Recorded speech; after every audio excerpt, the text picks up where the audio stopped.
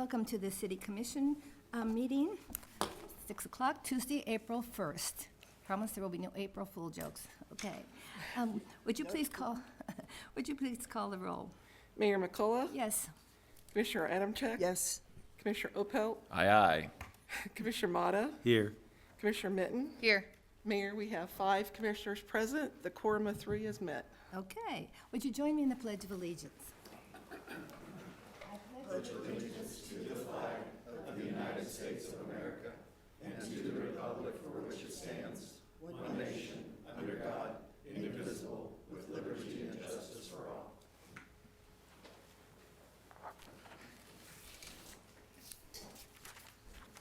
We have one proclamation.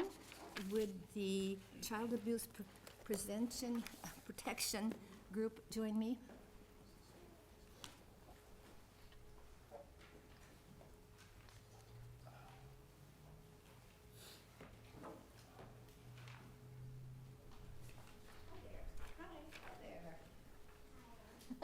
Did you get a cookie too?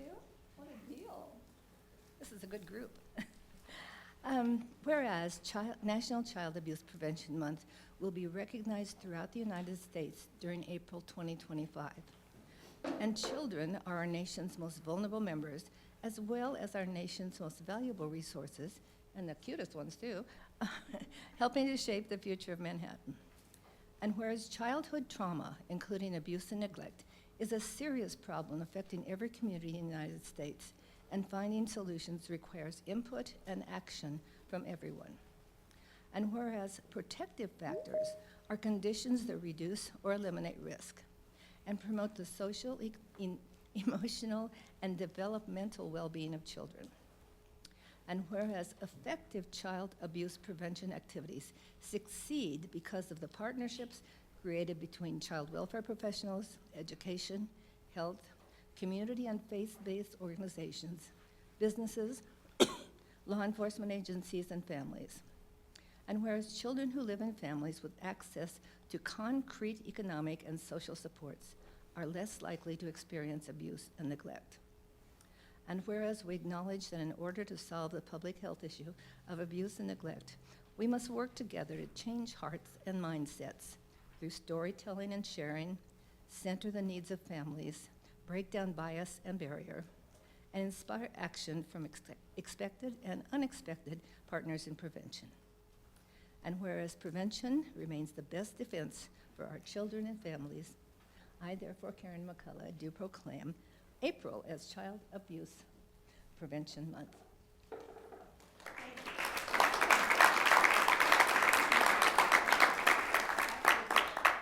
Tell us about what you're doing in the mall, will you? In the mall? Was there a child?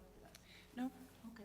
but I can tell you what we're doing. But yeah, tell me what. So hi, I'm Carson Cobra. I'm the executive director of Sunflower Children's Collective. This is Tylisha Brown. She works as our CAC staff. And Alicia Hardman is one of our board members. And our favorite tonight is Lainey. She's also, well, she should be a board member. But for Child Abuse Prevention Month, we have a whole slate of things lined up. You can look online. You can look on our Facebook page, which is just all kinds of fun right now. We're promoting all the things that we're doing all month long. This is the most we've ever done this year, so please check it out. There's dine out nights and days, which is always fun. I went to Panera Bread twice today. And there's story time at the library, all kinds of good stuff. But please just recognize that we're here. We are Sunflower Children's Collective, which is a CASA and a child advocacy center. And our whole goal is to help child victims of abuse and neglect in Manhattan. You could just maybe explain what eating out means, that part of the money goes. Oh, yeah, dining out, Panera Bread, go there tonight till 9, and 20% of the proceeds come to us. Or there's another dine out night at Cane's this month as well. There's lots of ways to get involved, and always places to eat. Yeah. So thank you so much for having us tonight. Thank you for coming. Thank you.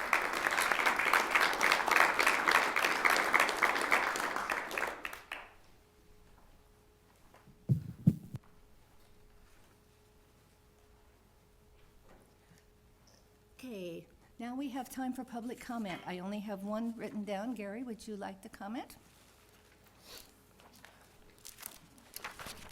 Good evening, Commissioners. My name is Gary Oles. I live at 3308 Frontier Circle. Many will say I'm a broken record, but I'm back because it's a new budget year. But that's not what I'm here to talk about immediately. Last time I was here, if my memory serves me correctly, an IRB was going to be granted, and I suggested, why don't you guys do with, the pilot option? And Commissioner Ohlfeldt said, okay. Well, that's something I hadn't heard of. So, but what I want to call your attention to, and I don't understand it, and from what the little research I've done with the open records request is, I don't think there's any contractual agreement or ordinance, but it's my understanding that the Manhattan Housing Authority hasn't paid a pilot in 5 years. I don't understand that. You have an agreement with them to pay a pilot. Somebody waived it. Somebody said it's okay not to pay it. Maybe that's not this commission, but maybe a prior commission did, and I didn't get that information. But I don't think that's right. It's not right for the taxpayers. If you've got an agreement with them, you should be collecting it. I understand their situation. I served on the board for 8 years, but they have a responsibility to have some skin in the game. And I've mentioned that with other situations as well. So I just want to bring that to your attention. Like I said, I'm not positive my information is correct, so you can validate that and ask the questions if you're curious. But please stop burdening taxpayers by allowing people not to pay, or businesses not to pay property taxes. Thank you. Thank you. Anyone else wishing to comment on anything not on the following agenda? Okay, we'll move on to commissioner comments. Peter is letting me crash his coffee with a commissioner next Saturday, the 12th, at 9:30 at the library. So thank you, Peter, for letting me tag on to that. So I hope to see people there. I wasn't going to comment, but I thought I might respond to Gary and the pilot for the Housing Authority, since I'm on the board for the Housing Authority, and Gary did ask me about this earlier. And the Housing Authority isn't part of the city, but is quasi. The city appoints people to the board. And really, the Housing Authority has been coming to the city in need of help for financial assistance. Recent issues at the towers, even with Sunflower Flats. And to get them to pay us money, net, we would just have to pay them back more money for when they needed assistance. It's really something that we help provide for the community. I think that pilot can be a good idea for some other things, but I don't think the Housing Authority is one where it really makes sense.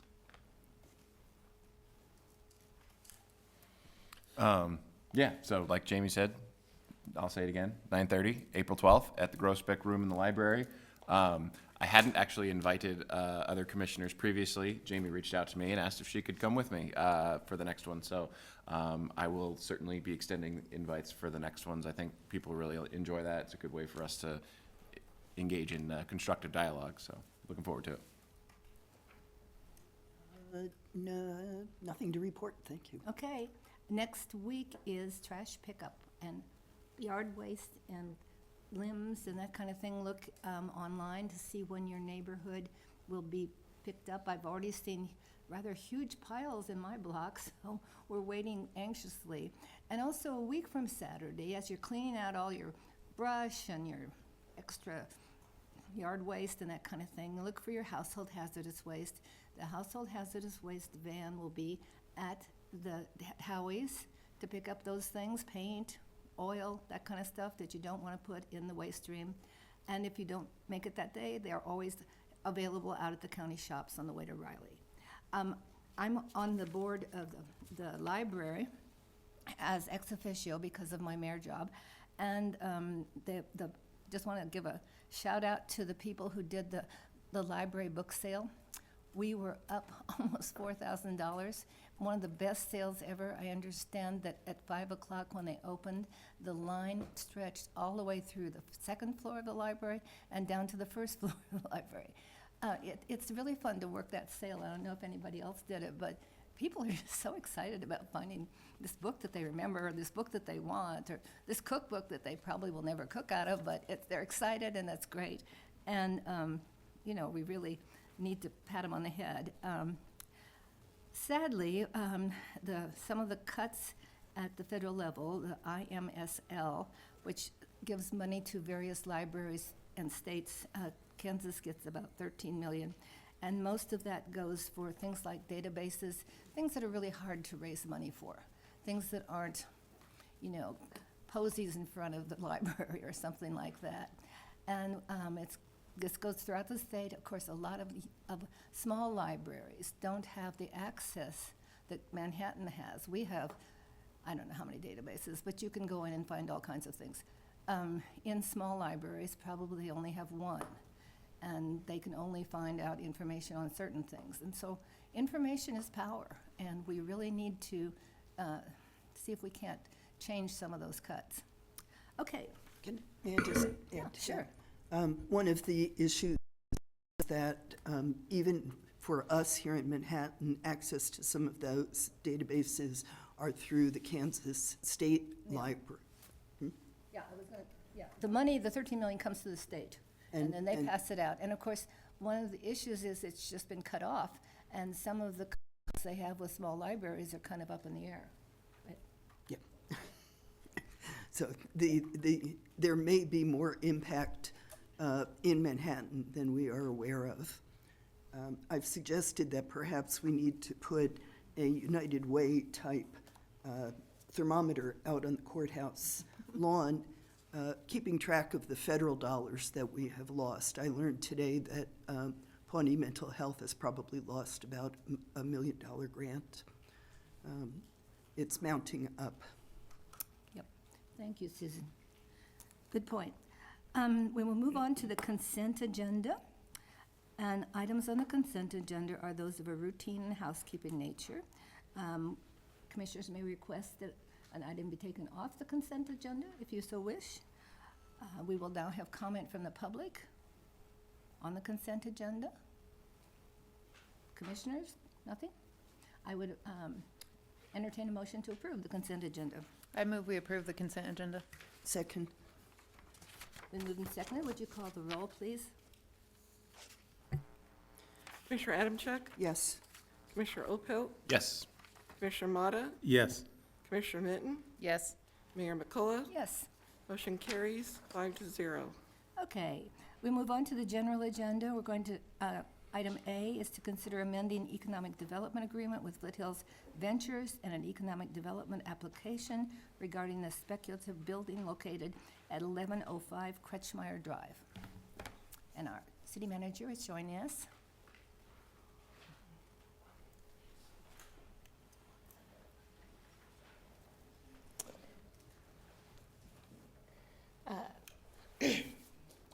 Good evening, Mayor and City Commissioners. Thank you for the opportunity to present before you this evening. Tonight, the Commission has an opportunity to consider an economic development agreement that will bring nearly $14 million in building and equipment investment and 146 jobs to the Manhattan community. This opportunity is really two parts. So the first part is part of our October 2021, the city established a speculative building program, and then in June of 2023, Flint Hills Ventures entered that program. Their current abatement was set to have 95% for the first 5 years of the property taxes to be abated, and then for years 6 through 10, 50% would be abated if the space was about 50% leased out. We are very excited tonight. The Flint Hills Ventures group has a potential tenant that would be a 10-year lease. So part of what we are looking at tonight would be to actually amend this current abatement for the full 10 years at 100%. But I think the other part of this that we are very excited about is actually who they are planning on entering into that lease agreement with. So entering into that agreement with PTMW Incorporated for a 10-year lease. So what we are looking at tonight is PTMW would be looking at investing $3.4 million in building and equipment, or in the building, and then $11 million in the equipment and machinery. So What we are proposing as part of this economic development agreement is that if they do invest the full $11 million in equipment and machinery, we would have a $250,000 equipment investment grant. And then the other piece of this would be a jobs grant. So 146 jobs are being proposed for this company. And we are looking at, each job would be dependent on what the annual salary is. So ranging from $40,000 to $120,000. If the job is $40,000 to $49.99, they would receive $4,000 over 10 years for that job. The agreement, the agreement would cap at the incentive at $76,000 per year. However, if all of those jobs come to fruition and they are sustained over the 10-year period, the total jobs grant would be for $760,000 over the 10-year term. However, if job growth is slower or it is not sustained, that incentive will be adjusted downward accordingly. The city's financial advisor did take a look, Baker Tilly did take a look at this group, and they shared that they do not have any concerns about the company's financial ability to complete this proposed expansion. We are very excited. PTMW is a metal fabrication company. They are headquartered out of Topeka. And so we are very excited about that group. They are here tonight to share with you a little bit more about their company and a little bit more about what this investment in Manhattan means to them. But wanted to also note that this does hit the strategic plan number 5, which is diversifying our local economy, as well as the commissioner's goals that you all set at your retreat back in January of making progress in economic development and just determining that Manhattan is a great place to do business. The action that we are looking for this evening is a vote to move the economic development agreement with PTMW to a second consideration, which would be anticipated on April 15th. As I previously mentioned tonight, we do have Ms. Paget with PTMW here to share, and then we also have Darren Solden here with the Manhattan Chamber of Commerce to share more about the conversation that we've been having with this group as well. After those presentations, staff, of course, and the chamber will stand for any questions that you may have. Yep. Your turn.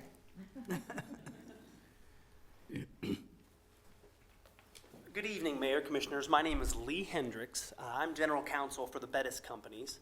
I'm joined this evening by Morgan Paget, who is the Senior Vice President of Accounting, David Dobbs, who is the Senior Vice President of Manufacturing, and Tyler Wodarczyk, who is the Vice President of Project Management. We really appreciate the opportunity to speak with you guys this evening. I want to tell you personally, I appreciate it. I started this position as General Counsel for Bettis Companies 8 months ago tonight, and for the 20 years prior, I sat in the same chair as Ms. Jackson. My primary focus of my practice was municipal representation of cities and counties, so it's nice to be back in my natural habitat, that is night meetings. So thank you for having us. I'm going to be a one-slide wonder here, I think, because I'm just going to give you a brief overview in case there's any confusion by yourselves or by the public. PTMW is the applicant and what is in front of you this evening. PTMW is a corporation that it falls under the moniker of the Bettis Companies. The Bettis Companies began with an asphalt company in 1979, Terry Bettis. It was a strong and profitable asphalt company there in town for multiple decades. His children then graduated from college, went out on their own, worked in other businesses, and then have since come back and are now make up the ownership group, Mark Bettis, Eric Bettis, and Ashley Bettis, of which we'll get into a little further here. Ashley is the president of PTMW. We employ over 1,300 employees over the state of Kansas and are made up of of all of these companies here, plus some more that you see there in front of you on that list. We are extremely excited to be here this evening and ready to answer any questions you might have. So thank you very much. Thank you. Good evening. I am Morgan Paget, like Lee mentioned. We've got a quick video tour, so if this just gonna click on it and it's gonna work, yes, okay. Just a short video to kind of give you a little bit of information about what PTMW does. At PTMW, we're leading the way in manufacturing, welding, fabrication, and much more. We're integral in crafting critical infrastructure in rail and transit, power generation, gas and oil pipelines, water, and power delivery sectors. Our state-of-the-art facility, professional team, and impeccable track record set us apart in our industry. But what makes us the best? Trust. Our clients know that from the moment we take on the job to the second it's delivered, every detail, every edge, every tack, TIG, press, and drill will be executed to their exact specifications. That's what people have come to expect from us. And we've been delivering on that promise every day since we were incorporated in 1983. So bring us your jobs, big or small. We've got you covered. You might ask how we can guarantee the best results and make the continual pledge to perfection and client satisfaction. And the answer is simple. Because that's who we are. We are PTMW.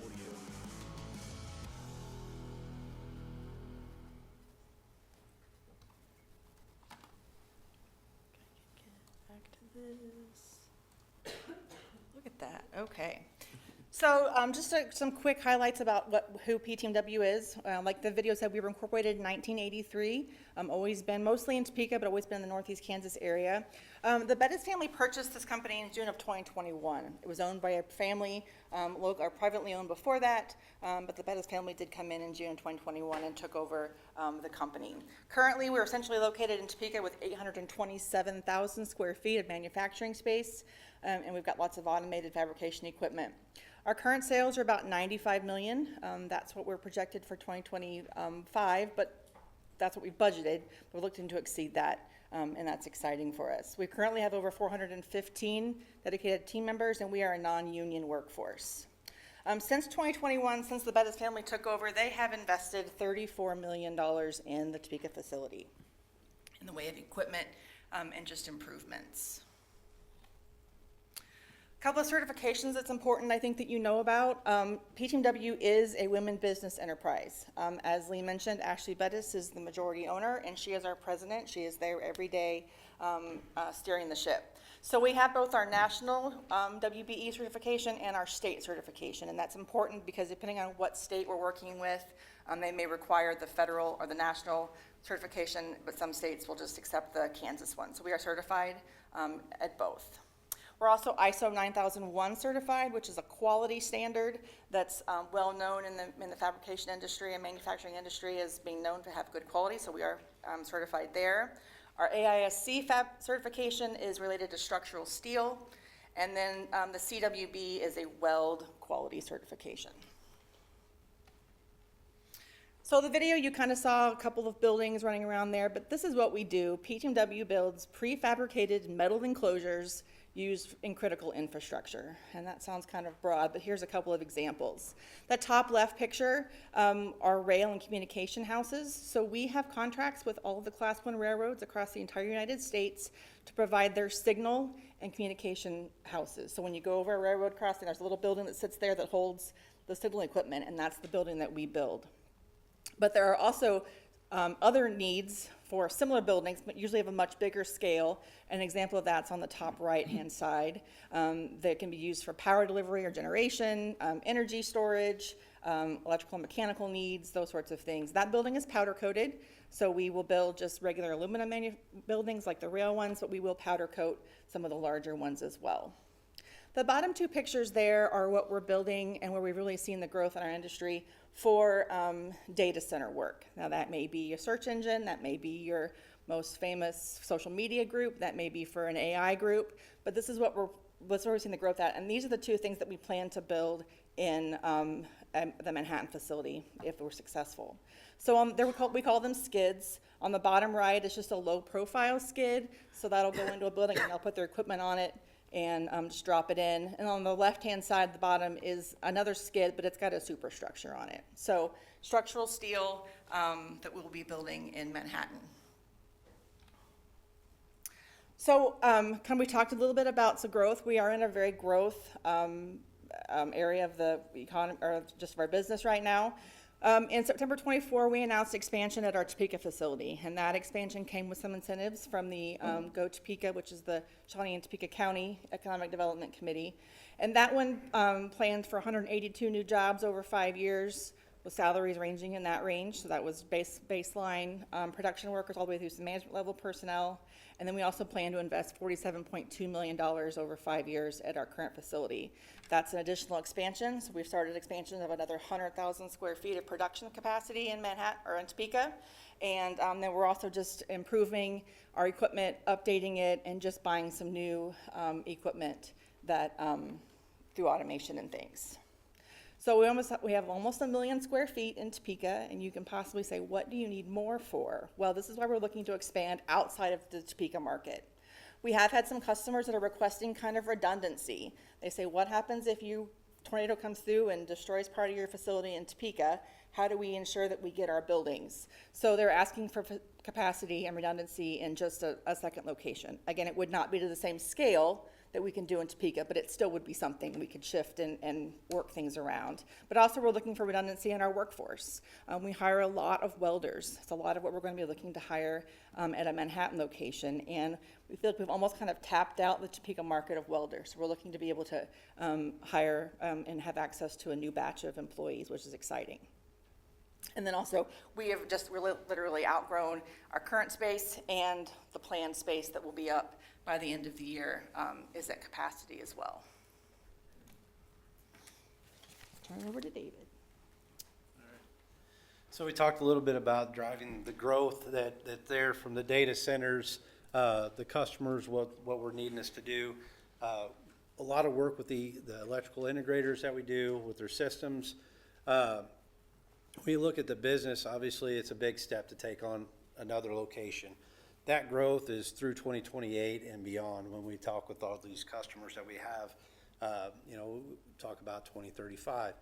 So they're forecasting large amounts of growth, and so we need to be able to have that and sustain that availability between the two facilities.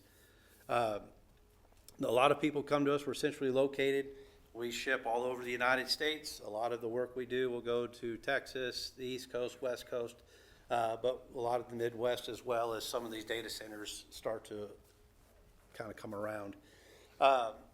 We've been approached about integration on site, so to save them from having to ship it from the East Coast to turn around and ship it to the West Coast, we do allow integrators to come in on site and actually start doing some of the wiring that they do here in Topeka.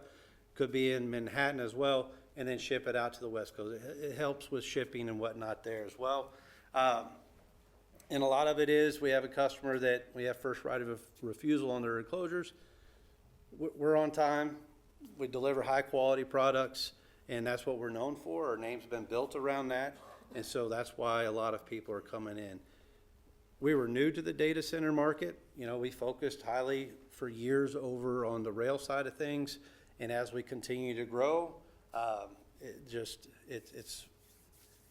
it's a lot of business, a lot of opportunity for us to continue to grow and build and expand our business. The potential location is the Manhattan Building K, 112,500 square feet. It's a good spot to be in.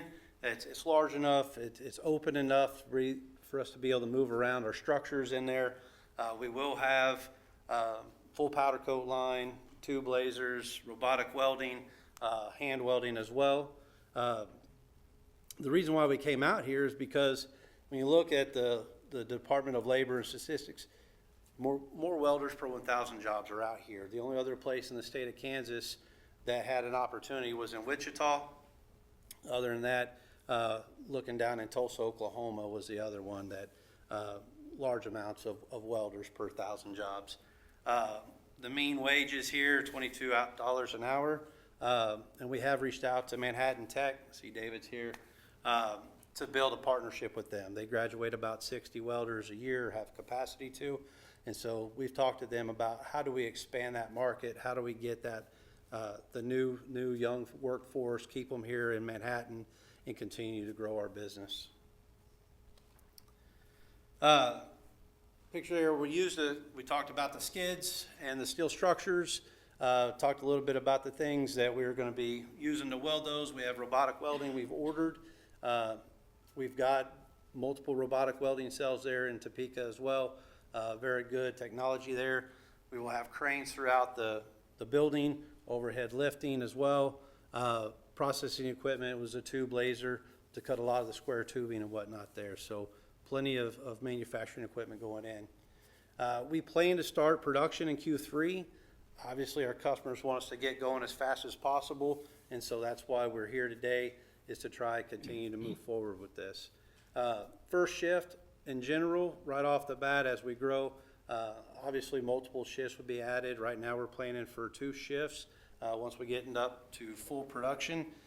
If not, we would like to be able to get to a 3rd.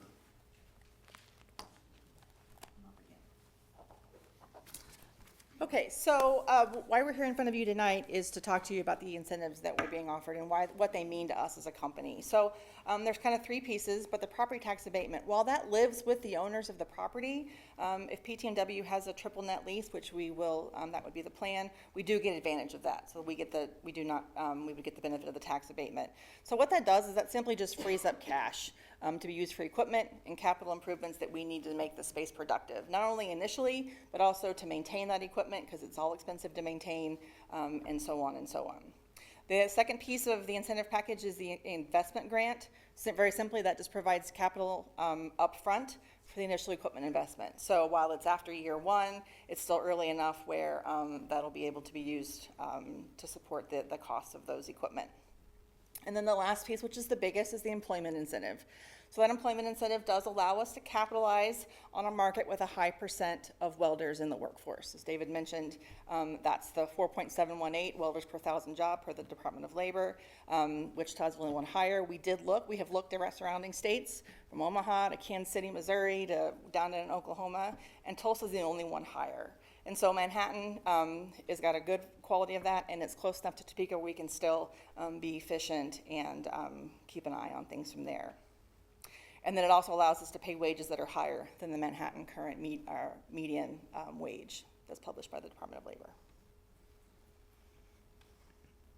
So we thank you for your time, and that's what we have.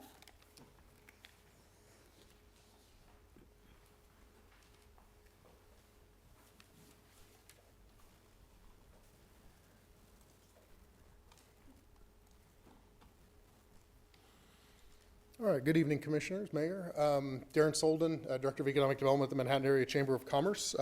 You have heard most of the things on this slide already, so I'm not going to recap those for you. I just would like to note that as far as the long-term component of this project, a long-term lease and discussion about options that could carry that well into the future, ultimately a payoff for the community and the folks that made the investment and took the risk building a speculative building in the community, and that speaks highly not just for this project, but for attractiveness of future investment in our community and future jobs being located here. That's important. Also want to reference the Kansas Department of Commerce. Ernie with Commerce here is in attendance. He's worked this project from the Department of Commerce end. This project is eligible for some of the regular statutory Department of Commerce incentives, and is one that we believe between the local package and the state package makes the offer here in Manhattan very competitive with what other states or other communities could bring to the table. Just going to briefly talk about the alignment then with the growth plan. We were just here last week talking with you about the economic growth plan. First off, desirable growth as defined in the plan is growth that diversifies the economy into target sectors characterized by private, export-oriented jobs paying above average wages. This really does hit that sweet spot. These are jobs that, as was noted by the company reps, things are being made here, they're being shipped across the country to other places, to companies that are not here. those dollars, those sales are coming back here to pay wages in Manhattan and to reinvest in Manhattan. Also noted, it's a competitive project. It's one that not only looking in Kansas, but looking in surrounding states. And it's a project that is going to happen immediately. You saw that timeline. That is one that is both aggressive, but also something I think that from a community standpoint is very welcome to see that desire to invest immediately.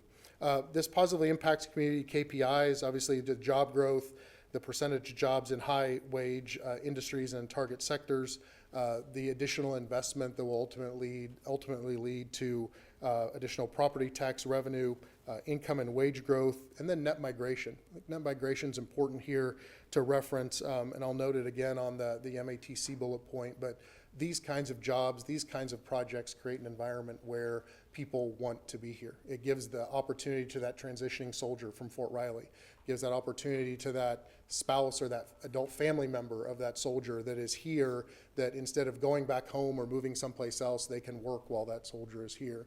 It creates opportunity for high school students across the region. I know career and tech ed folks are really excited about these types of jobs, doing high-tech manufacturing work in an industry that gets kids excited. This is something they can think about, AI and social media and data centers, and that's a growing industry and one that people will be excited to be a part of.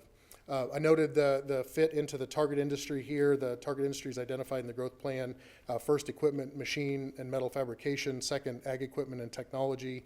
Third, animal health and science. And fourth, biomanufacturing, biosecurity, and food safety. So obviously very directly into that equipment, machining, and metal fabrication target sector. City manager noted economic diversification, and from a city strategy, we looking at the local and regional economy. Obviously, we talk all the time about what can we do to bring new private sector investment and jobs into the community and lessen the reliance on public sector. This is a project that definitely checks that box. And then finally, MATC. As noted, David is here from MATC this evening. I can tell you the entire MATC team is really excited about this, has been actively engaged with this company as they've been looking at Manhattan. They've visited their facility. They're talking about training opportunities, ways to customize those opportunities to fit the needs of the company.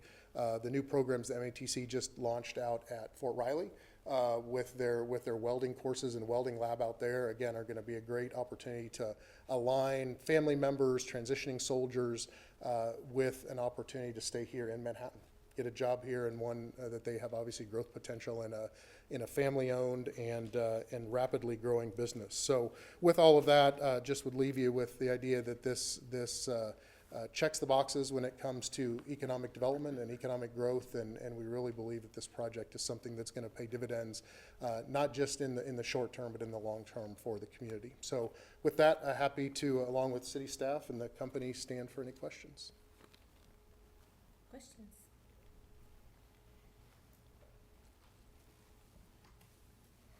I have a lot.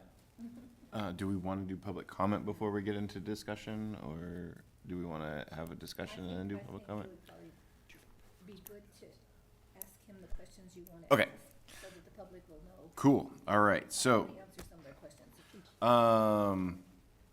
okay. So going over the incentive, we've got roughly $1,010,000 over 10 years of incentive. Cash, so that's about $7,000 per job. I know it's based on salary and stuff, but just kind of an average. And then we also have the tax abatement. Now, we already have, the previous commission approved a tax abatement on the building of 95% for 5 years and then 50% for 10 years. So I did a little math because I love me a spreadsheet. And so that's a additional abatement of about $774,000 over 10 years. Would it be within realm of conversation to consider charging that abatement to economic development fund and kind of doing a transfer with that abatement? That's certainly a conversation that we can have with the chamber when we leave here tonight. Just a reminder, tonight is just a first consideration and moving forward. So we will take any feedback that we have from the commissioners, and we will take that back into negotiations with the chamber as well as the company that is here tonight. So. Okay, and it's just, kind of, if we're talking incentives and things like that, I know like the initial abatement probably was budgeted just as an abatement to get this building created. But I think, if we need to talk some compromise, that might be something we can discuss. Just so we're clear on terms, when it comes to an abatement, every year those are certified. And they're certified based on the percentages that were agreed upon by the commission and the property owner. There aren't revenues that are used to pay the taxes. Right. They're just not collected. Right. So to kind of offset the non-collected taxes, could we transfer from economic development into general fund in lieu of those property taxes that we're not collecting? And I'm just talking the additional, it's about 28% total, just so it'd be the 5% for 5 years and then 50% for the last 5. Okay, I was just trying to understand where you were going with the money. I mean, the money is obviously being collected over that 10-year period from 23 to 33 by way of EcoDevo, and then setting off basically an amount of money that you would want to move from economic development to the general fund as the only entity really receiving that benefit of the property tax. Just clarifying, that's what you're after, 100% of that property tax. Not 100%, just the additional, just what the amendment is adding to the abatement. I think Jason's asking if it's, Just are we the using city that share to or- give to each of the property taxing entities? Or are we just saying to offset what the city's portion of those would be? Was his question, was it the Got full it. 770? I would probably just say the city's portion, probably make it less complicated. Yeah, and just to throw out numbers, Yeah. if you're talking about $750,000, our percentage would be about 80 to 85,000 of that. Yeah. Just, kind of throwing out ideas. So now I have questions about the, I thought you were just going to ask Darren some questions. well, I have questions. I have a lot of questions. I think maybe we should let public Okay. comment happen. I just thought there was maybe something that he'd said that wasn't qualified. No. We'll come back to all your Okay. questions, don't worry. Okay, I only have one person signed up for public comment, and that's Gary. Oh, boy.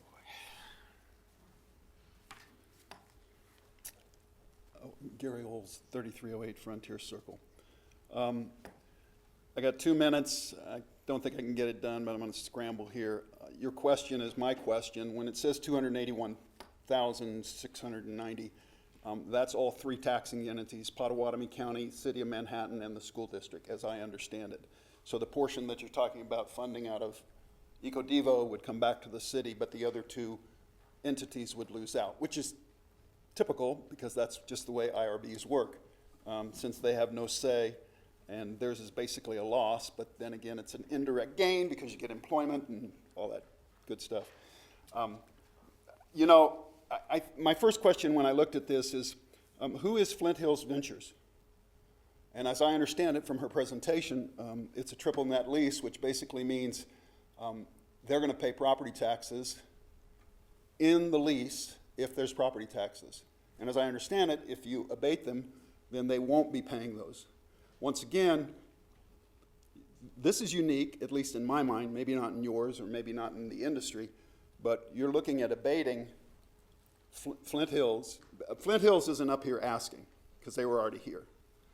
And these folks who've got a great idea and a great company and doing very well certainly can afford the property taxes without a doubt, based on at least the information that was up there. But the way triple net leases work, as I understand it, because I've never written one, but basically the fact that there's got this shell And all the expenses inside of it is up to the person who's leasing it or the tenant. Once again, it's probably too late to talk about a pilot. This is kind of like a pilot that you're talking about, but if you structure the pilot within all the future IRBs, at least it helps the citizens understand that at least they've got some skin in the game from a property tax standpoint. They got a lot of skin in the game from investors and what they're doing. I mean, like overwhelming amount. And that's great. And that's really good for the community, and it does diversify and not under the public sector. So in that context, I support it, and the incentives that they're asking for that are not related to property taxes, that sounds great to me. I just think that it's, once again, very important to be very careful, because whatever percent, and I'm just going to guess that it's about 35% of that $281,000, somebody's going to make it up, which is all of you all of we all, and all those other folks out there that are property owners. And of course, you'll rarely see anybody who owns rental property up here complaining about property taxes, because it just goes into higher rent. So it's no skin off their nose. Just keep it in mind. I appreciate your comments, because we've got to be careful as we work toward economic development. Thank you. Thank you. Oops. Okay, go with your questions. Oh, I'm sorry. Is there anybody else? I didn't have anybody else signed up. I'm sorry. Amber Starling, 408 Houston Street. I did find that their presentation was rather comprehensive, and I appreciated it. I do recognize the value of job creation for welders, especially after the unfortunate close of Caterpillar in Wamego. Their pay is at to slightly above average for other welding positions in the area. But I would like to hear more about PMTW's turnover rate. It's easy to tap out the Topeka market of welders if hiring or management practices are unsustainable. The reviews on Indeed report verbal abuse, mandatory overtime, and general disorganization middle management. Of course, I want a pipeline from MATC into the workforce, but a pipeline into a meat grinder is not going to be sustainable for our community or help keep those welders employed and in housing and spending money at our local businesses. Thank you. Thank you. Any other public comments?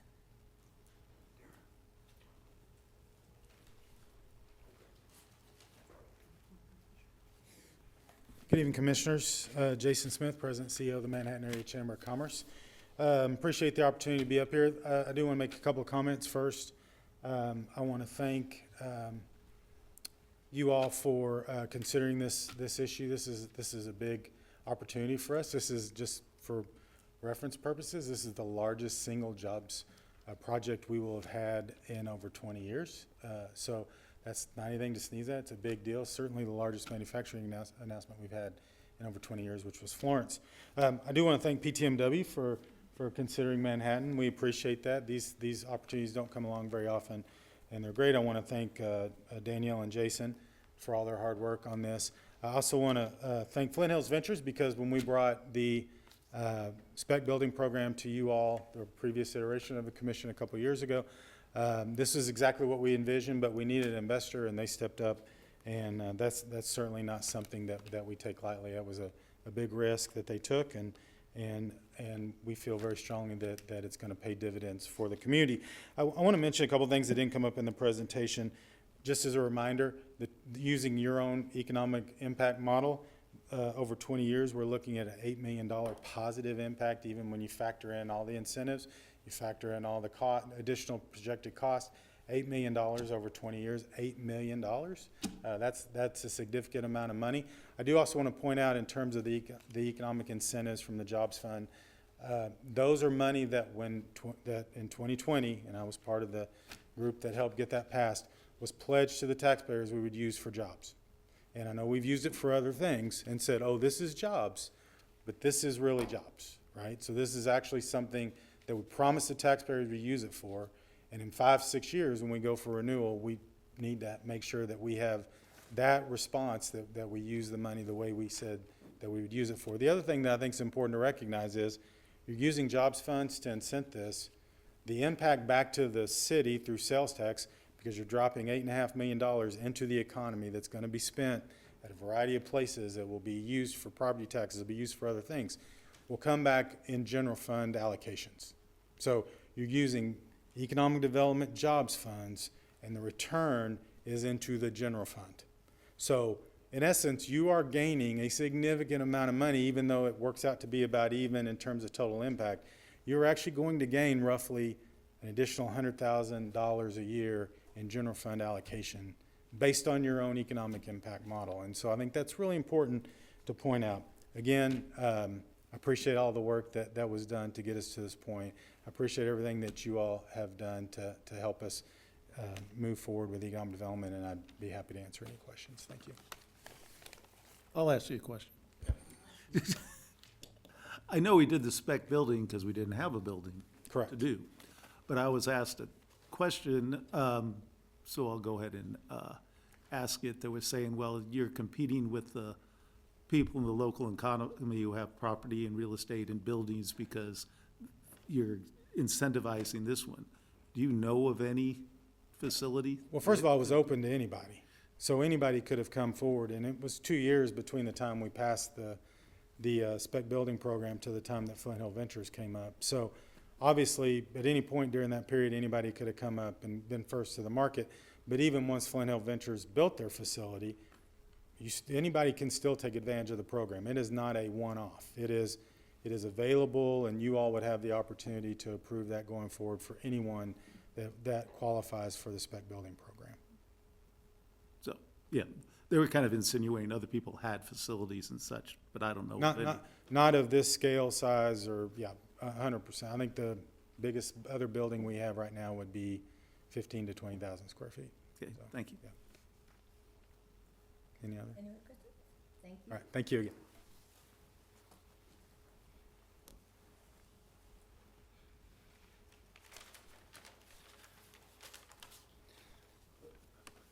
Good evening, Mayor and City Commissioners. My name is, I don't have a fancy slideshow, I'm sorry.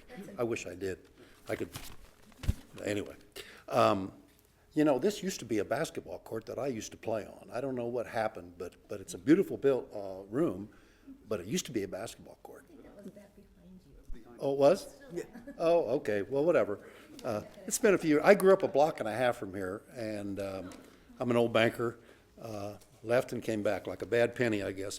My name is Ernie Bodette. I'm currently with the Kansas Department of Commerce. I represent the north central part of Kansas for 20 counties for business development.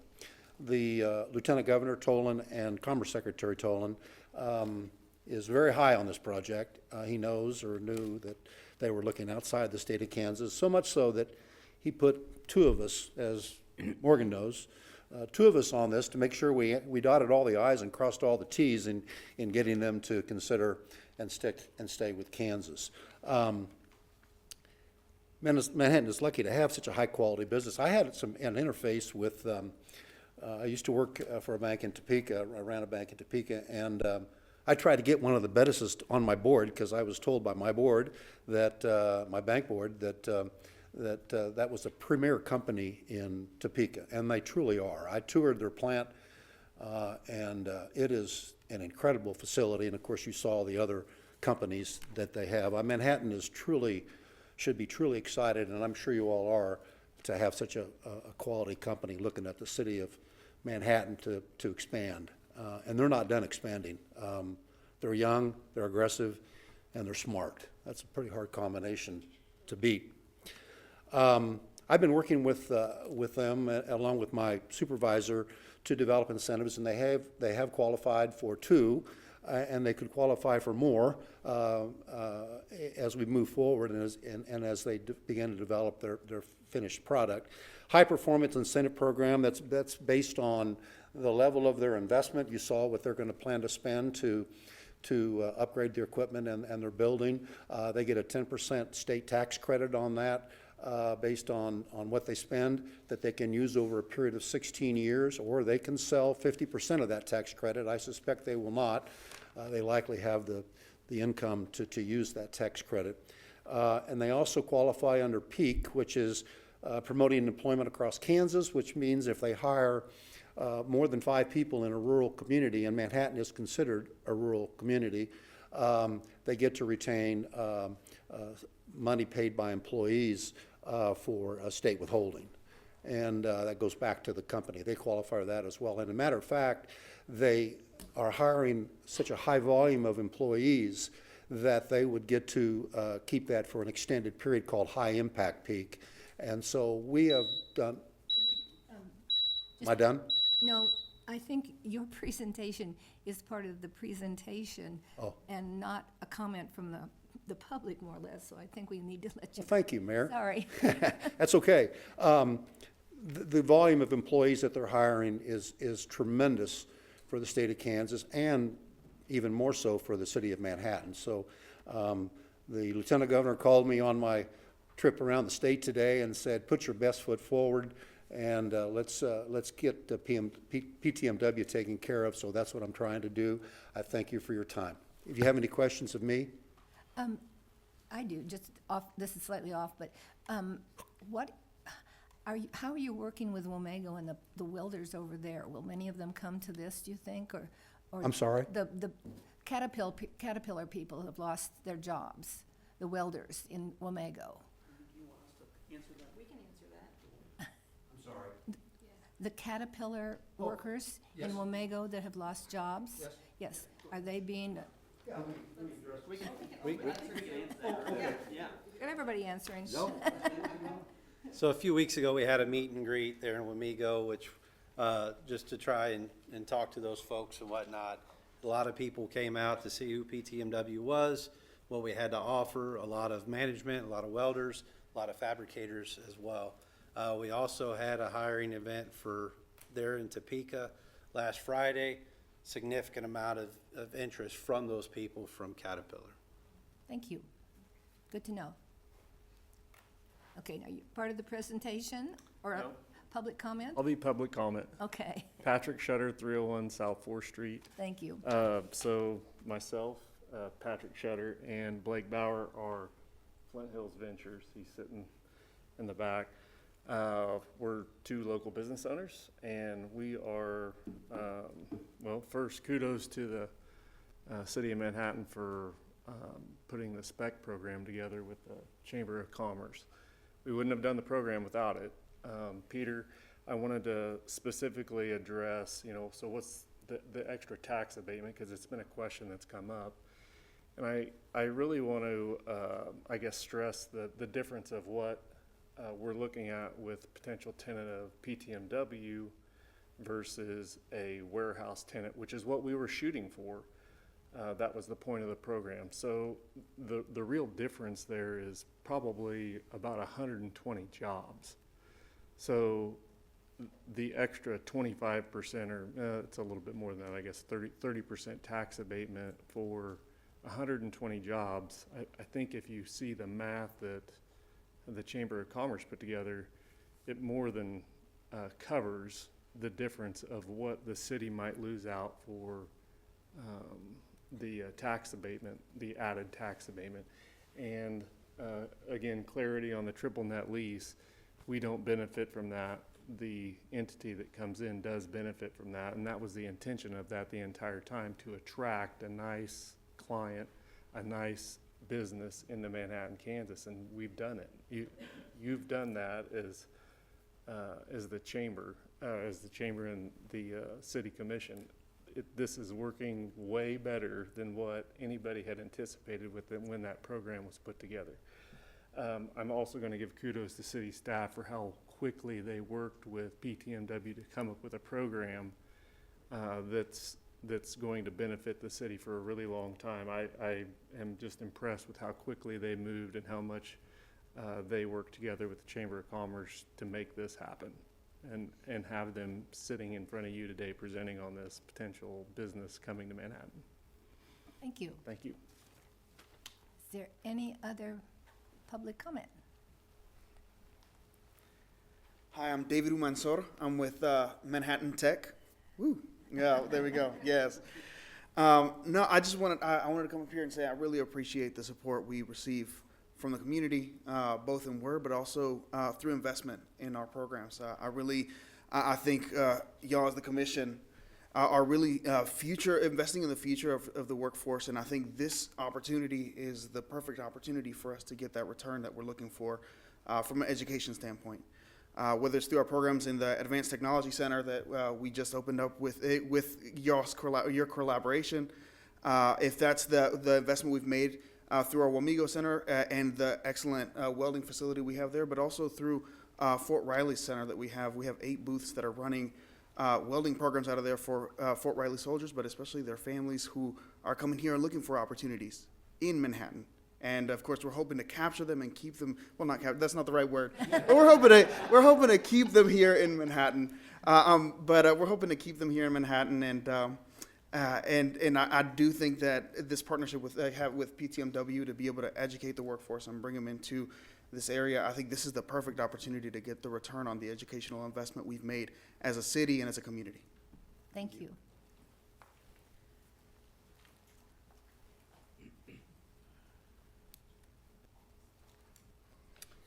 Vern Hendricks, 3508 Vanessa Drive, Manhattan. I'm the president and CEO of the Great Manhattan Community Foundation and also on the Chamber Board. And listening to the conversation tonight, I have to believe that you all are extremely excited to see things develop right in front of you here. You got a new city manager that you hired to help make things happen and bring the city some resources, additional resources. You got a recent presentation from the technical college. You know, you've invested there. We've all invested at technical college to be able to make it possible so that we can bring companies like this to the forefront here and be excited about Manhattan. So you've got a company here that's certainly now looked at this location, and I don't know how many they've looked at prior, but it's been more than Manhattan. There's no question about it. You've got an economic development director that's been working for a long time on all kinds of projects, this not being the only one. You've got a chamber director that's sitting here. You have a lot of people, a lot of soldiers in your arsenal right here that are doing things that you've asked them to do. And so my request for you at this point in time, this is very exciting to me. My request is to listen to those that you've asked to do things for you and ask the questions. Obviously, we want to ask questions. I'm a taxpayer. We want to make sure our money's used well. But to not listen to those that are recommending this is basically a lot of wasted money as well. These people are paid well. They're paid to bring ideas to you to make decisions on with good decisions. But saving, if you feel like they're saving someplace else by providing the resources and support to this company, you're basically taking those individuals that have brought these things to you and recommending to you, and you're basically saying, hey, I don't trust you, and I don't think that's what you want to do. You're asking good questions. These individuals have come up here with some great ideas. This hopefully is not the last of all of these kinds of things that take place, but certainly the first one, and this isn't the first one, I shouldn't say it that way, but when things like this happen, particularly in a local community, things like this are viewed by other communities. They're viewed by other companies like this. Is Manhattan the place that is receiving these types of ideas? And I ask you for your deep down diligence to realize that you got a lot of great people here that are doing things for you, and our chamber board is certainly behind this, and we would like you to be behind it as well. So thank you. God bless. Any other public? Okay. Closing the public comment. Commissioners, Peter, you've got a list. I mean, really, it's a mixture of bullet points and questions and things to consider. Question for PMTW. You mentioned that you're non-union very specifically. Can you talk about that? Is it just because you don't happen to have a unionized membership, or that you are, like, I'm not going to say it's illegal to not allow unions, but can you talk about that? We're just a non-union environment. I've managed them both, but this company is a non-union company. Okay. And then either PMTW or Darren, when we talk about hiring and cost-benefit analysis, you mentioned that we've got a lot of welders in Manhattan, and so I'm assuming that you are intending to hire a lot of people that are already here in the community. So kind of whereabouts are you thinking about? Like, are we really looking at bringing 148 or 146 people into the community, or is it more of a retention thing?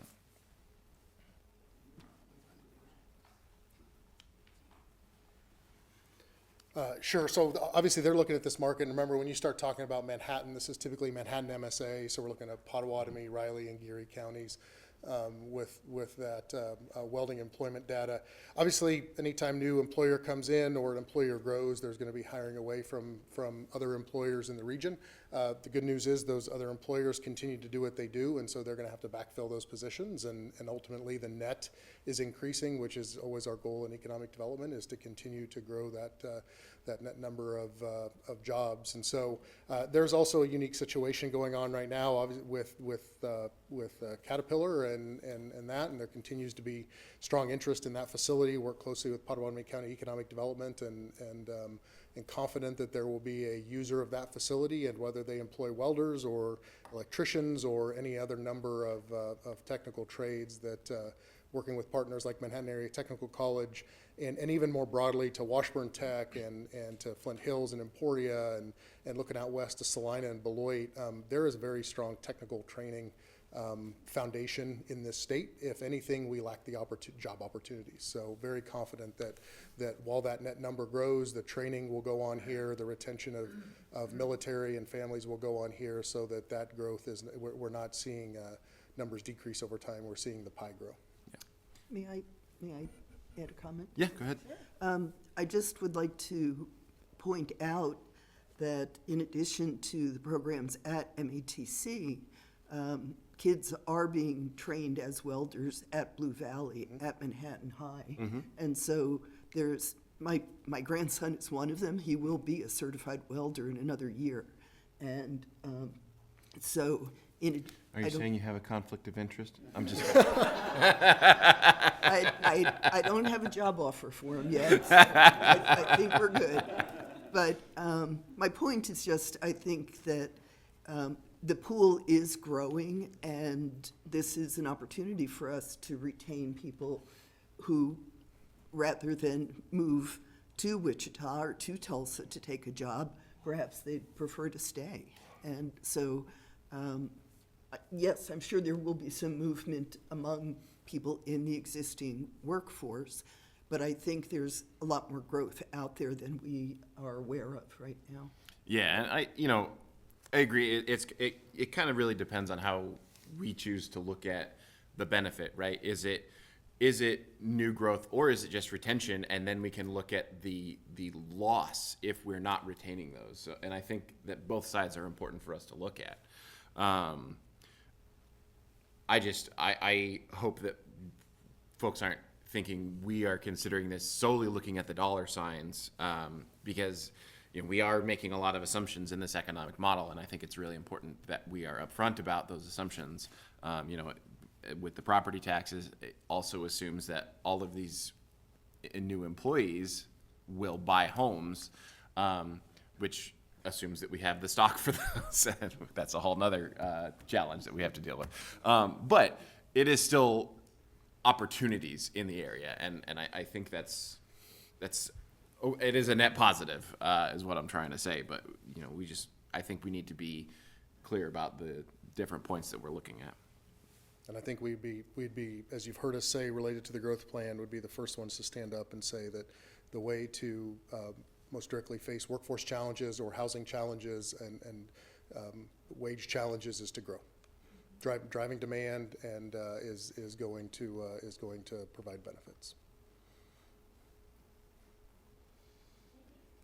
I don't have any questions. I think this is just a perfect project and a perfect fit for our community. I'm really excited about it. Really thankful that Patrick and Blake went out there and got this going and took that risk on the front end.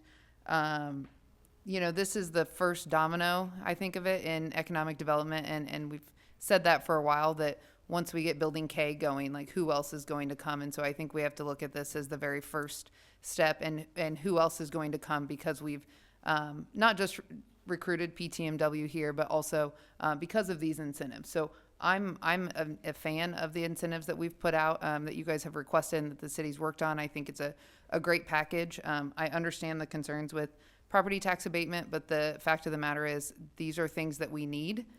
When we get to the point where we no longer need it, then that's when we need to look at changing what those incentives are. But right now, this is what we need, and these are the tools we can use to get there.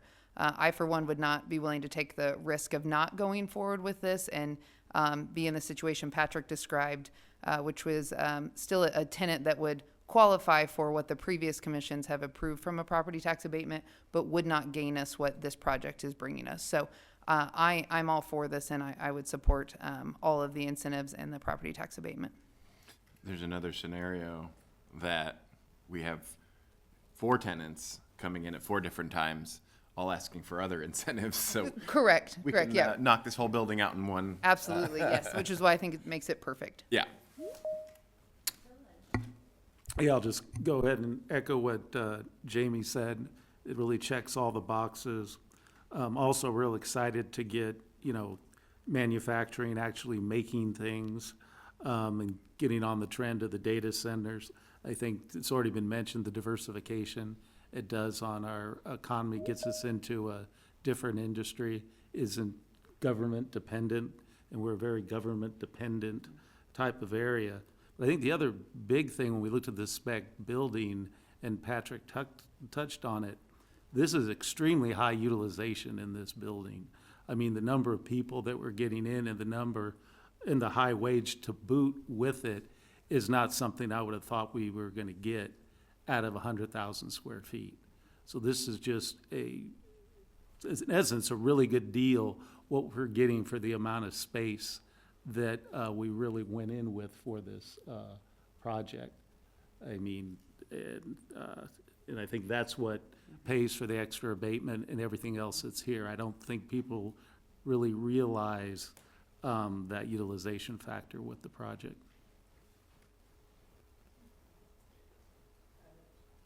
No, I would just echo what the other commissioners have said. I've appreciated the transparency with which we were approached about this project.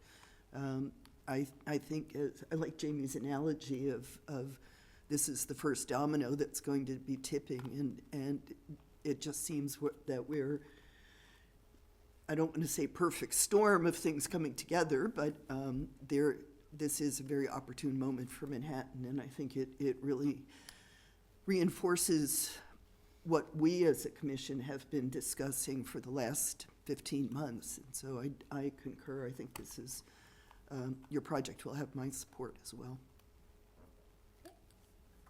Thank you so much for your presentation. I just wondered, is there any spillover into any other kind of support groups? I mean, like, who does your shipping for you and that kind of thing? If you're moving giant. You don't do your own shipping, do you? A lot of that stuff is shipped by our customers, so they're Okay. dictating it. It's coming on their own trucks from out of state. So, Yeah. not a lot of direct usage of local shipping companies Okay. necessarily. So, yep. I'll make them stay all night in the motel before they go back. Sure, right, yeah, bad storm comes, they're gonna be here. So, there you go, yep. I just would agree with everyone. This is a chance to diversify our economy. We are way too reliant on federal funds, and we all know what's happening with federal funds right now. So I also look at it as a gain for the region, and I think we really will. I've been very concerned about Womego's sales tax levels with all the layoffs at Caterpillar. Most of those people in our region shop here.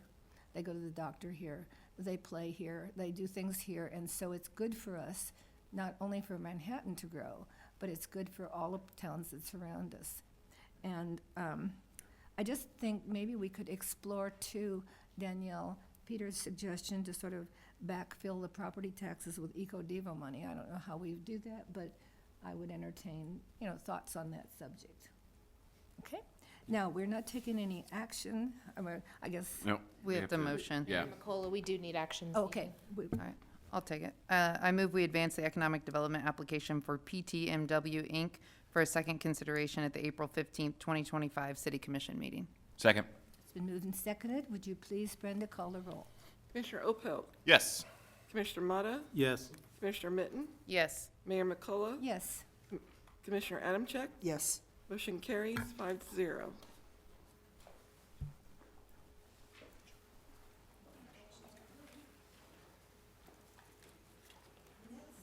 Next item on our agenda is to consider purchase of public sector community development cloud service software and design and implementation services. Thank you, Mayor, Commissioners. I'm Jared Wassinger, Assistant City Manager. Tonight, we are considering both the implementation and purchase of software for Oracle permitting and licensing. OPAL is the acronym I'll be saying tonight. Going to give you a little bit of background on how we settled on landing with Oracle's permitting and licensing solution. Talk about the modules and functions that they bring to the table for the city and the development community. Give you an idea of the timeline of that implementation. And then talk a little bit about the cost for this project and the funding sources we're going to use. Always do like to go back to our 5-year strategic plan that was adopted at the end of 2021. And this really hits 2 goal areas. One being a well-run city organization. Modernization of our technology is something that we have been striving for over the last 3 years. And prior to that, reaching that goal for our strategic plan, as well as finding ways that we can support existing businesses and attract new businesses into the community. And the development process is one of those ways that we're working with those partners. Back in 2021, what we also did was enter into a consulting agreement with GFOA, the Government Finance Officers Association, and they helped us with the procurement of our financial operating system, replacing our legacy AS400 ERP, Enterprise Resource Planning System. But that consulting agreement also was supposed to assist us with the procurement of a licensing and permitting solution, utility billing solution, and asset management. You all are aware that we are in the middle of the implementation of our Oracle ERP solution, and hope we are on track to go live here this summer in July with that solution. We're here before you tonight to talk about licensing and permitting, and GFOA has also been working with us over the last 6 months to procure a new utility billing software, which we hope to have something back to you this summer for an action similar to the one that you're considering tonight. We've identified a very solid solution there that's going to help our public utilities, but also enhance the customer experience for utility billing. And then hopefully we'll take a breath and then come back and tackle asset management. This summer is really when we dove into this project for licensing and permitting. We worked closely with GFOA and our staff to define what type of requirements we want out of a solution so that we can meet our needs as staff, but also the needs of our community. Through that identification process, we were able to identify 7 vendors that met our requirements, and we demoed each one of those vendors. We held multi-hour demo sessions with each vendors and city staff, and this is staff from the manager's office, IT, public works, community development, fire and risk reduction, public utility staff, our finance staff. We're all in the room looking at these softwares. We narrowed that down to 2 for full-day demonstrations, and then we ultimately recommended Oracle permitting and licensing. That's just a link to their website. It's linked in the packet if folks are interested in diving into the solution in more detail. After we made that selection, we did also work with Oracle to provide a demo to members of Manhattan Area Chamber of Commerce and our development community, just so that they can see this, because it is kind of, even tonight, I'm going to show you some slides and some screenshots of kind of what the solution can look like, but it doesn't give you the full picture really, unless you want me to stay here till midnight and give you a demo of the product. But it's a really cool solution, and we had a great session with members of the development community to see the solution firsthand.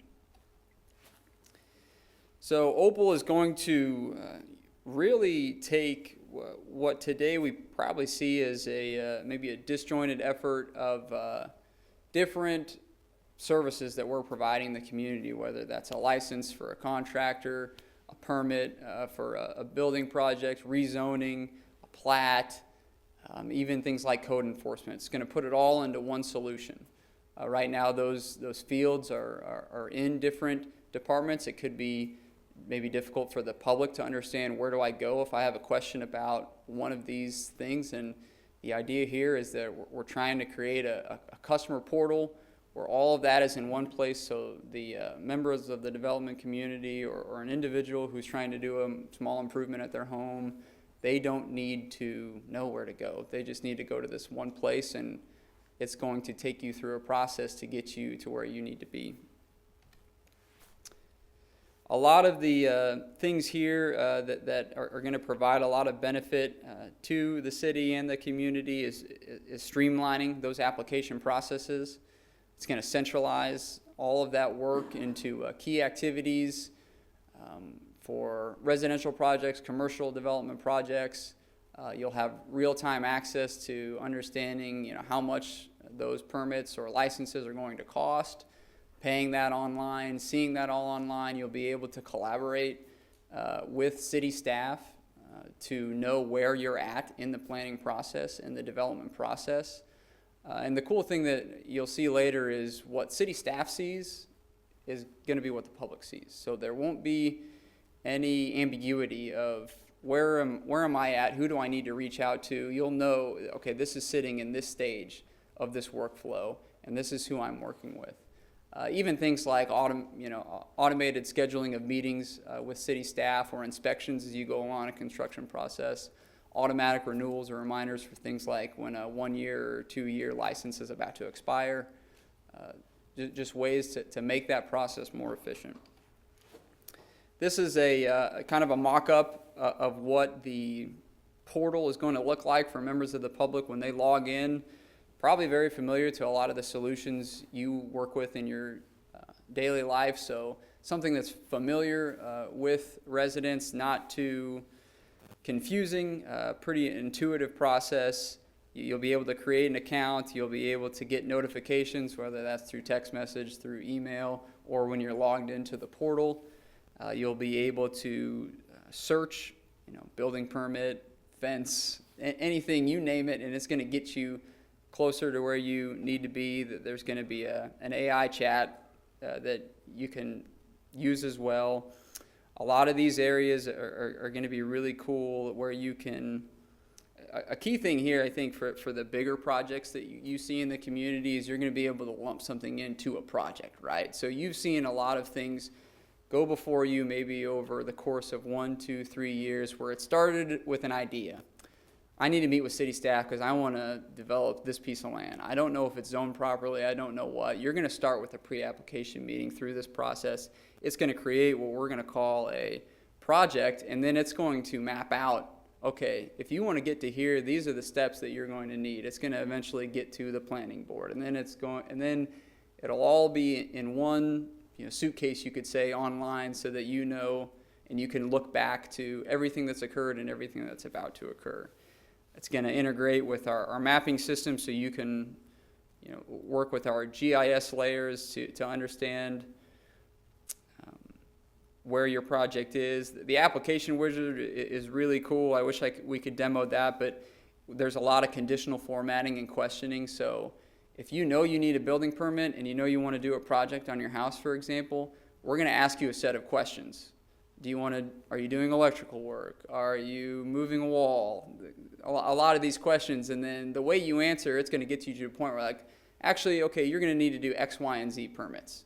And we're going to now start your process to fill those out. Again, trying to get the information in front of the individual who's making the application so it's as easy as possible. This is just moving through the solution again, where if you were clicking because you knew something specific related to business licenses or permit or a planning application that you had, they'll have descriptions. You'll have buttons to apply. You can calculate fees before you can just do some hypothetical scenarios of, okay, how much is a building permit going to cost if I'm doing work on this many square foot of my home. One thing too here is we are going to integrate with the Manhattan Development Code. So again, our city staff a lot of the times are providing members of the public insight to what does the development code say that you can do as you go through these process and you get to a point, you'll be able to look to the development code to see that yourself. But of course, throughout this entire process, we always will have staff ready to work with members of the public on these projects. This is kind of the back end to see what a certain staff member would see of tasks that they have. We talk about status, assigning things to individuals, open applications, what type they are, and then jumping straight to a bigger picture of, this is again what someone from the public would see or a member of staff would see. So they'd be able to go into the workflow and understand how many steps we've completed and how many steps we have left. Who's this project waiting on? Is staff reviewing it? Is an architect reviewing comments that got sent back from staff? All those things are going to be transparent to the individual. A great thing here is the communication that occurs between so many different groups. You have multiple city staff, multiple contractors working on a project, reviewing plans, submittals. All those communications are going to be in this portal as opposed to in someone's inbox or buried in their email or on a voicemail. All that's going to be able to be tracked right here.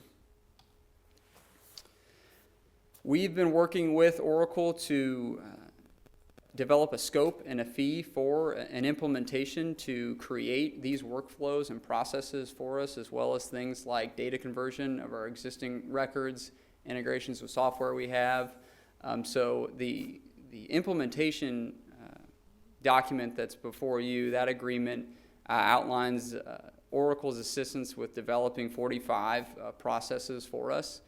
You'll see the language sprints, and we're going to go into different sprints over the next year, but they won't necessarily be, all right, we're going to do community development first, and then we're going to do risk, and then we're going to do public works, because again, a lot of these processes, they all integrate with different departments. So we're going to map that out over the next first few months of the implementation to really develop this in a way that makes sense, and then make improvements along the way with the processes that we have today, because one thing that we don't want to do is just, okay, this is the way we do it today, we're going to slap it onto this system and move forward. No, we're going to be evaluating the processes that we have to identify, even more ways to streamline our processes. A big piece of this too is just the conversion of data, and it's one of the reasons I know Risk Reduction is really excited about this solution, because we're working in a pretty antiquated system in FileMaker Pro, and we have data back there from 1996, and it's something that is kind of end of life, you could say, that we need to switch away from. So that's going to be a big piece. But then also just conversion of data of like the most recent 3 years of all of the business licenses that we have, so that we can start fresh with existing data. Integrations, like I said, to our payment system, our mapping system, our financial operating system, and general ledger. There's an integration with Bluebeam too. A lot of people maybe listening or in the audience know what Bluebeam is, and that is a plan review system. So where you can draw on a site plan, make comments in real time, and that's the standard software solution that the development community uses and the city staff uses as well, and it's going to integrate. So you're not going to be jumping out of the system and then jumping back into the system. I know that Opal comes with, I think, 200 kind of just out-of-the-box reports that we'll be able to run, but they're also going to develop some custom reports so that we can get the community and the city commission and city staff the information that they're wanting. And then, of course, this implementation is going to happen over the next 12 months, and Oracle is going to provide us some post-production support. But then, it'll be our system that we're going to own. So they're part of this implementation contract has training involved so that we can continue to create more processes. We can alter our processes over time. And then we can train city staff to understand the system, but really own the system. This is, again, just a high-level overview. Really, when we kick off here in the next month is where we're going to really develop how we want to approach this effort. There are 2 contracts that you're considering tonight. Again, one for implementation and one for software. The implementation is a $940,000 $4,000 contract. $12,000 of that is for travel. We have realized during our ERP implementation that it is very great and very convenient to have those consultants on site for us. I can't imagine if we would have done ERP fully remotely. So we do have a small travel line item within that so that we can bring Oracle to Manhattan a couple times throughout the process so we can really dive in for a week-long session on some of these sprints that we're going to be doing.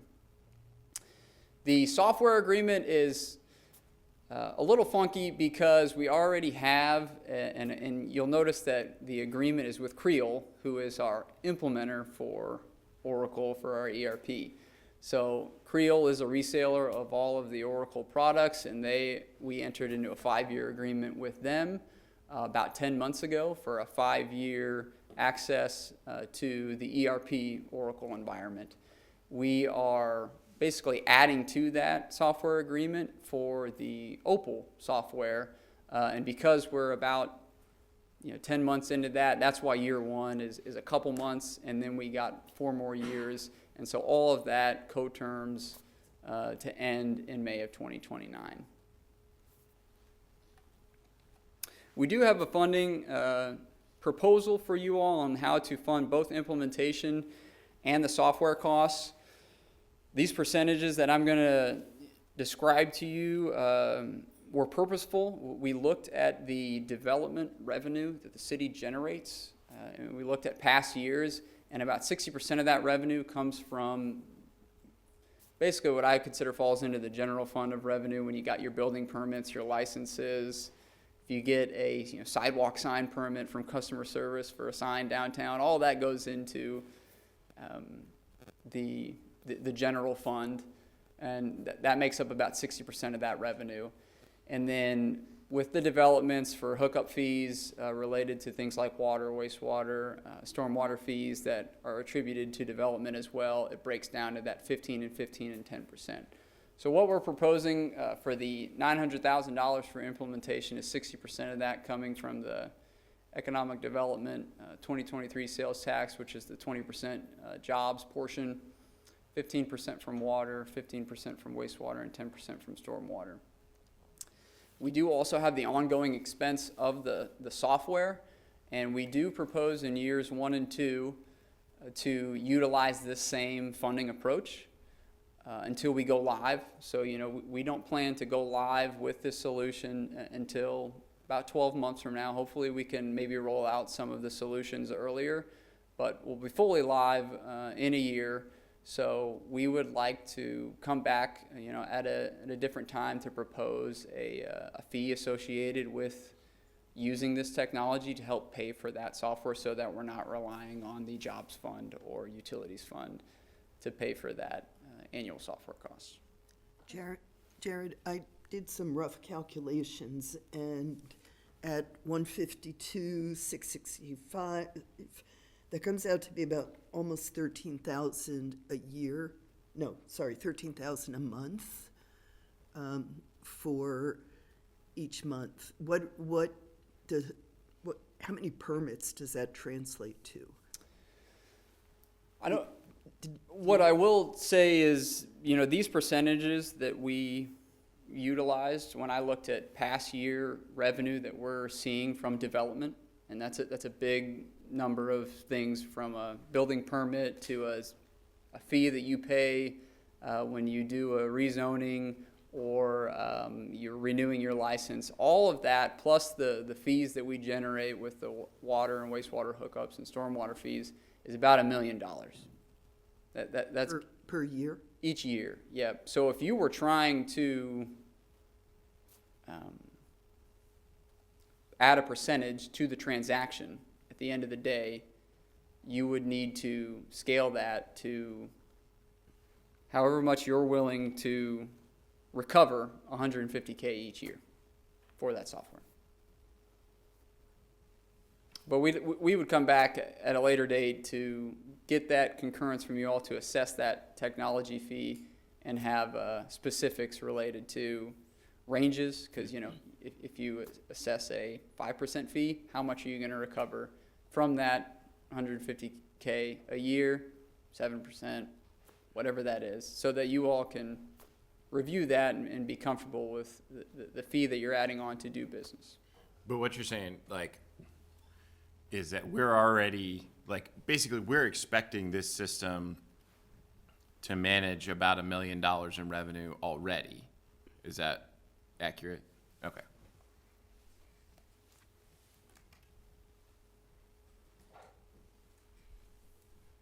Okay, other questions? Go ahead.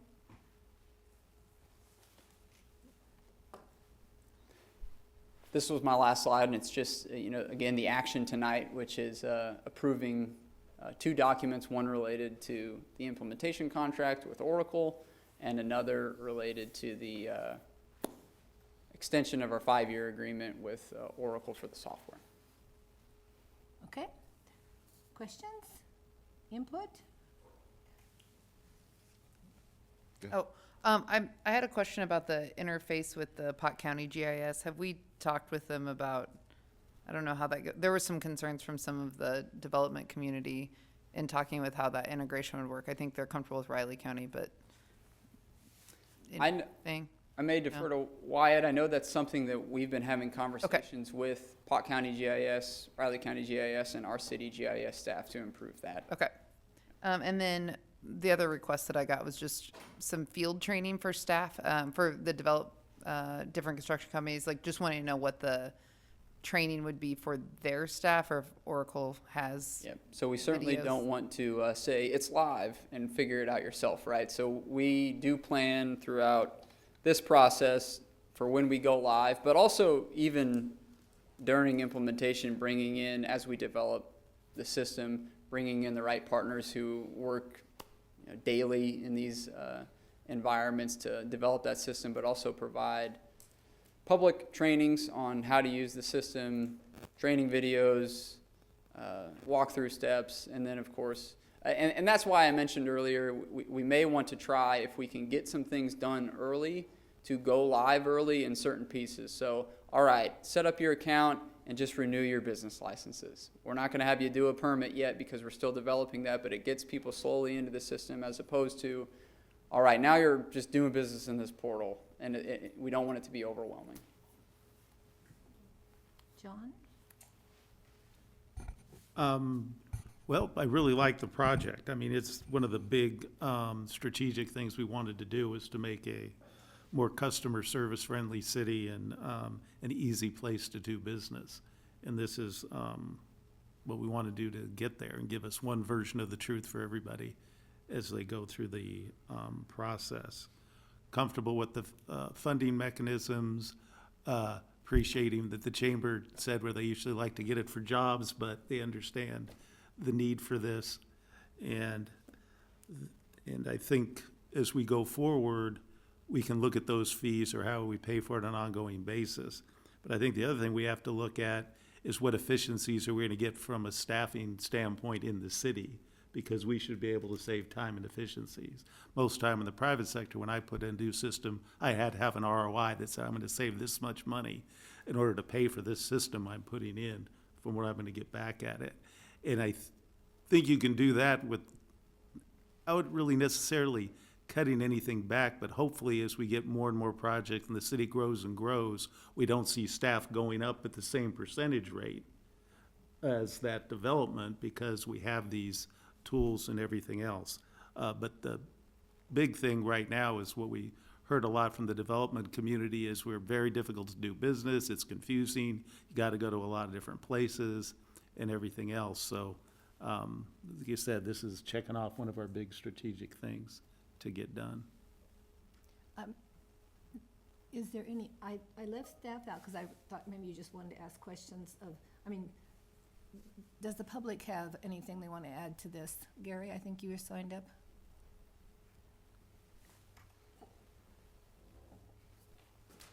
I think the questions that I had were answered, so I guess you could nod your head, yeah, that was answered, or whatever the case may be.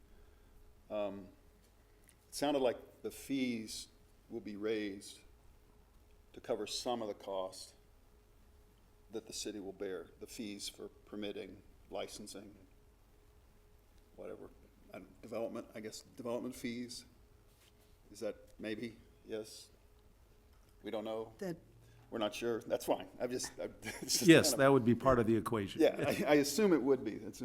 And then I think somebody I don't remember who just said, my question was, will this purchase require fewer, the same, or more staff? And that's a question you guys got to ask because, that's how it works. And then anecdotally, I just want to share with you, I think John just made the comment about you've received comments and maybe others of you have received comments where it's hard to work. Developers have commented it's kind of hard to work with the city. I will tell you now this is not firsthand, this is secondhand, so for what it's worth. But I have a contract for my land in Junction City that I've sold to a Manhattan entity that's going to build multifamily in Junction City. And my understanding through my realtor to their realtor, that kind of thing, is one of the reasons was it was too hard to work with Manhattan to get it done. Whether or not that's true, I don't know, because it's really hearsay, but it's an important point to make it streamlined and make it easier so that developers and builders can get it done. Although I still don't, I think if I understood correctly, the sales tax for EcoDevo is what's going to help pay for this, right? Not other sales tax. Yeah, okay, I thought I understood that.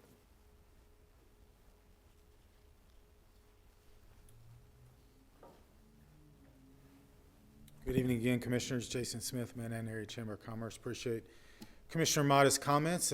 Hopefully you all received our letter that gave our support. For this, again, I will reiterate, we're not software experts. We don't know how much software should cost, but we value the city staff's opinion and how that works. I do just want to mention one thing. 2 years ago, we probably wouldn't be up here supporting this because, as Commissioner Motta said, we felt very strongly jobs money should be spent for jobs. But we were up here last week talking about the growth strategy. Our leadership is committed to the growth strategy, and what we've heard from our membership and the business community is we have to make development easier. And I appreciate the city staff for coming up with a solution.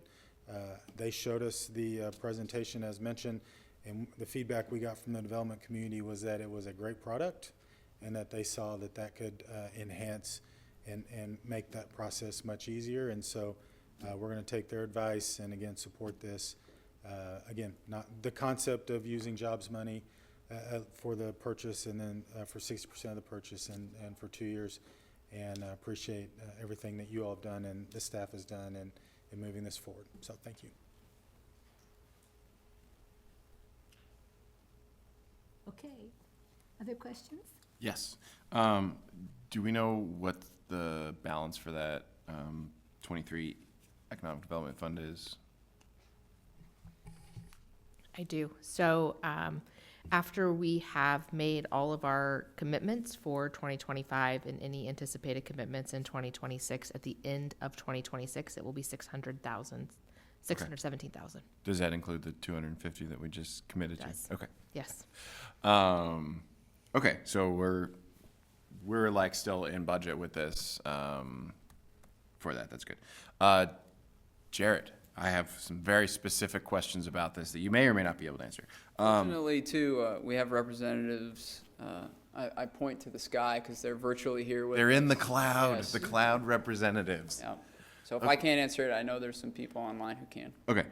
Is this software, or could this software lead to some type of tool that we could have to track things like economic development incentive programs and effectiveness? I just thought about that while we were listening. There's certainly ways to track development. Okay. And where that's occurring and how frequently that's occurring. If you're talking about the funding mechanisms to Just do more, that development. I mean, just more like this project was, given this amount of incentive or something like that. So I think we are trying to explore, one of the nice things about moving forward with Oracle's version of the permitting and licensing software is that is the same system that we're using for our ERP. Mm-hmm. So we are hopeful that we will be able to use this system to maybe try to tie some of those things together. Yeah. But we're not 100% sure on that yet, but appreciate the thought and know that we are thinking that way too. Okay. And At then, that point, it'll certainly make it easier. yeah, I mean, having more data, being able I don't know if it specifically does it, but yeah, having it at least be having able it tied to together will be be beneficial. close to joining it together is good. You mentioned that we're going to be loading all of our applications that we've had since 1996. Would it be possible, like, and this is maybe not, but like if you go and you say, I want to do this project at this address, right? Could this system go and look through all of those and say, oh, hey, here are some other projects that were done at this address, kind of like to help that? Or That's the idea, that the history's there so that you can, look at the It'll history of just be a available, parcel and permits that have been issued over time. Okay, cool. Again, I just want to make sure that we're not making any promises that Right. we can't keep. That's something that we're certainly going to explore, but Yeah. as you dive into these things, sometimes different file formats, et cetera, don't play nicely with each other. And so something we will certainly explore, and that is what our hope is. Okay, awesome. I'm excited about this. I think it's really cool. I actually just listened to a Freakonomics podcast about sludge, which is like basically the opposite of nudging a person into a behavior that you want them to do. It is making it really hard for them to do a behavior that you don't want them to do. And I think the current development process that we don't have is very sludgy and just dealing with the city in general. And so, you know, we talk about savings and efficiencies. I think this is just something that we really need to be doing in general because the technology exists and people expect it of any type of customer service and especially of their government. And this is going to help people interact with our city government in a much more efficient way. So it's very cool. I'm excited about it. Okay, Peter's stoked. And I just want to throw out, I do appreciate how much work the city staff has done leading up to this point, because I think Stephanie's done an amazing job in community development getting us here. Many other people have. I've talked with all the developers when they come to bring us something, and they do speak very highly of everything. So we've had to kind of get through some of that, get us to a good spot in order to even be able to implement this. So I don't want to say that, oh, this is everything's terrible, and now we're going to fix it with this one thing. There's been a significant amount of work that has paved the way to get here. So just want to appreciate everything everyone's done to get us to this point. Susan? Okay, I just had a couple things. Does this come with tech support for, you know, as soon as you go there, it's going to be outdated. I mean, there's got to be improvements constantly. So does Oracle plan to help you update, or is that built in, or is the tech support? The county went with AT&T for, not for just for their phone in-house stuff, and it was almost impossible to get the AT&T people here to help with it. So from a tech support standpoint and making sure that the product is up to date and updated over time, that was something that we certainly appreciated from Oracle, their continued investment into this product and creating patches and updates and new modules and new efficiencies in the system. So those things do occur. And then Matt, you're on. I know there's probably some level of support from the standpoint of we're stuck. How do I get this process that I'm developing from A to B with either phone or mobile support? And then, of course, this team that we're going to be working with over the next 12 months is always willing to work with us on another bigger piece that maybe we missed. All right, okay, now one thing that's came up is just review of public infrastructure projects, right? When those things are being developed, that review is occurring too, and how do we implement that into it? There may not be a permit being issued, but we're making sure that a street is being put in the right way in a subdivision, and how those plans funnel through this process too, even though there's not necessarily a transaction. So all those things are possible. Will this also track those people who don't have permits? Usually when people are doing some work in the older part of Manhattan, I don't see the permit thing in their window or something like that, is that incumbent upon the person who, the carpenter or I'm not talking about building, you know, subdivisions. I'm talking about people just taking out a wall here and there.